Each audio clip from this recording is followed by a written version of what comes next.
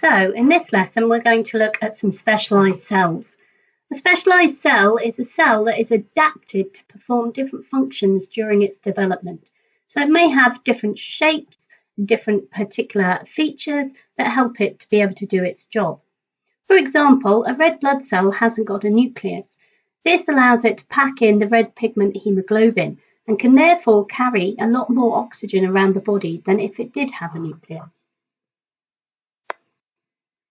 So looking at red blood cells in more detail, we can see the shape of the red blood cell on the right-hand side. We describe this as biconcave. In other words, it dips in at the top and the bottom of the cell. It gives us a dumbbell shape to give a large surface area to carry more oxygen. Red blood cells carry hemoglobin, which combines with oxygen to make oxyhemoglobin. Whenever the cell needs to drop the oxygen off, the oxygen just detaches from the hemoglobin, so the oxygen can be used, for example, in respiration in cells. We've already discussed that it has no nucleus to make more room for carrying more oxygen, and obviously its function is to carry oxygen from the lungs to the body. White blood cells are also found in the blood. They normally have a very large nucleus, and sometimes this nucleus can be what we call lobed. In other words, it has various shapes to it. Their structure is that they can alter their shape, their special adaptation, and this allows them to be able to swallow up and ingest microbes or foreign particles that are in the body. Foreign particles are any particles that shouldn't be in your body. They can be bacteria, pollen, dust, and white blood cells are attracted to these foreign particles, and then they change their shape to swallow them. We call this phagocytosis. Okay, in other words, it swallows up the microbes. Nerve cells are very long cells. The longest nerve cell in your body goes from the bottom of your foot up to about your hip, and they have a wire-like shape to them. There are many branches at both ends that they can connect to other nerve cells. Most nerve cells are found in your brain. The long axon, or the main branch, is covered in a fatty myelin tissue, a little bit like the plastic around electrical wires. And the reason that's there is to insulate electrical wires so we don't get a shock. The reason why the fatty myelin tissue is around the nerve axon is to insulate it and prevent the electrical impulses dissipating and affecting the surrounding parts of your body. Its function is to carry these electrical nerve impulses around your body so that you can sense various different things and react to them. Sperm cells have many adaptations. The biggest obvious one is the big long tail. They are quite a mobile cell. That means that they move a lot. They whip this tail backwards and forwards in order to help it swim to find the egg. In the head of the sperm cell, there are enzymes. These act like scissors to help digest and break down the jelly coat of the egg when they meet it. They are made in the testes of the male and have half the DNA required in the nucleus of their head, so that when they join with the egg, they make a full set of DNA. They have in the neck piece of the sperm, just here, lots of mitochondria, our new cell organelle that we've just learned about, and this helps to release lots of energy by respiration to help the tail move backwards and forwards and propel the sperm along to swim. They also have a very streamlined shape, so you can see the shape of the head here makes it swim fast. And their function, to carry the father's genetic information, the DNA, to the egg to join with the mother's to make a baby. Root hair cells are found in plants. One of the most obvious structures we can see in this root hair cell is that it has a double layer. The outside layer is the cell wall, the inside layer is the cell membrane. And they have this increased surface area that looks like a big nose here, so that they can absorb more water and minerals through this increased surface area. The cell wall is very thin to allow the water to pass through easily, and it also doesn't contain any chloroplasts, unlike some other plant cells.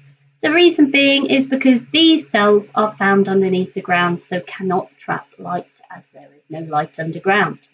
Function: to absorb minerals and water from the soil. Palisade cells are plant cells that are packed in the top layer of the leaf. This is because the leaf gets the sunlight from the top. They are tall and thin to fit lots in horizontally, so they're all jam-packed in together, and they have a large surface area to catch as much sunlight as possible.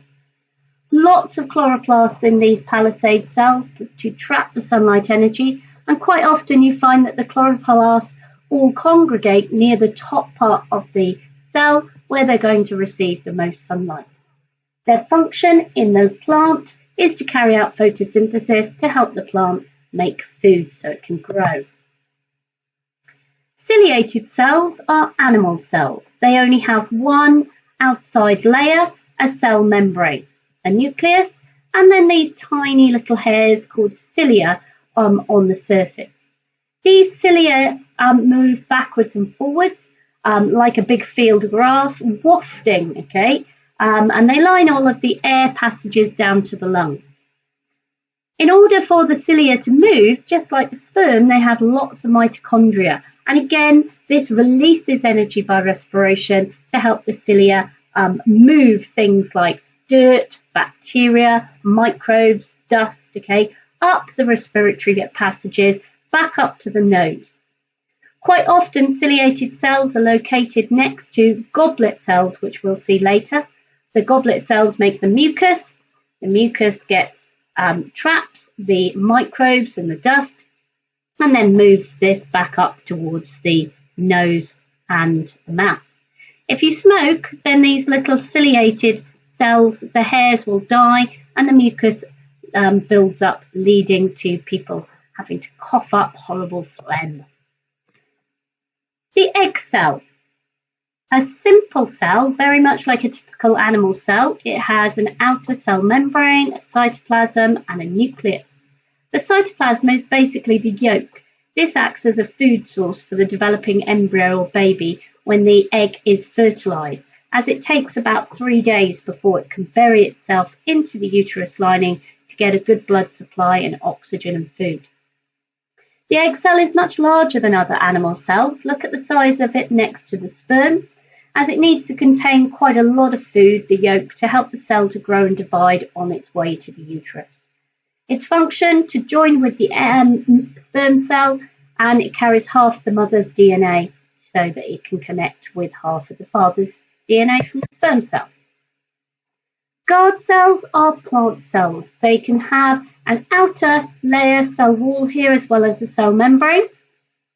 They are banana-shaped cells here, and when they are like this, they open this little pore on the bottom surface, and when they're shrunken, they close the stoma. So when they're swollen, they pull apart. This allows gases to pass in and out of the plant, and they are found on the bottom surface of the leaf. So the kinds of things that we'll want to come into the plant would be carbon dioxide for photosynthesis, and coming out of the plant would be water vapour and oxygen. As we've already mentioned, goblet cells are quite often found next to ciliated cells. So here are our ciliated cells here, and here's our goblet cell. Goblet cells' job is to make protein, like mucus, okay? So they make enzymes for digestion and mucus, so they're found in the digestive system and the respiratory systems. And in order to do this, because they make proteins, they have lots of ribosomes. Again, one of our new cell organelles that we've learnt about in Key Stage 4. Ribosomes are involved in protein synthesis. Muscle cells are found everywhere in our body, and there are different types of muscle cells. Cardiac muscle cells never ever get tired. If they do, we're in big trouble, because that means the muscle cells are not going to contract and relax. Skeletal muscle cells help attach to our bones to help us to move, and our smooth muscle cells might be found in things like our faces to help us make our expressions when we're smiling or frowning. What they do all have in common is they have lots of mitochondria. And again, these mitochondria release energy in the form of ATP. And this energy allows the cells to change their shape, to contract and relax, causing movement.